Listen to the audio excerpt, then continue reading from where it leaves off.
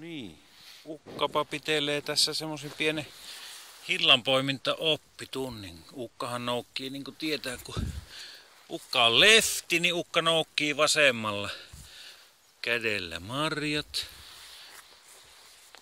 Ja ei niitä kannata kerätä roskasina, kun ne voi kerätä tämmöiseen pakasterasiaan tällainen valmiina ja puhtaana. Normaalisti mä pidän tässä oikeassa kädessä tätä rasiaa, mutta nyt kun on tämä kamera, niin joutuu tätä rasiaa käyttämään maassa. Mutta pitää pysähtyä semmoselle mättäälle, josta saa aina vähintään 10 marjaa otettua. 5, 6, 7, 8, 9.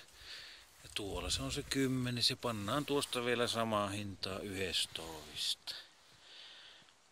Kun tää alkaa olemaan kukkupäänä kohta tämä pikku pakasterasia, niin pannaan siihen vielä muutama koristemarja tuosta pannaan päälle, kun näitähän näyttää täällä olevan. Aivan siis, niin kuin nykynuoriso varmaan sanoisi, että sikana. Niitä on tässä vaikka mihin päin kameran kääntää, niin mättäällä mummu kuuhkii tuolla 50 metrin päässä ja eikä sekään saa sieltä naamaa nostettua ylös, kun koko ajan on marjoja, aivan mahdottomasti marjoja. Tänne nämä pyrkii jäämään.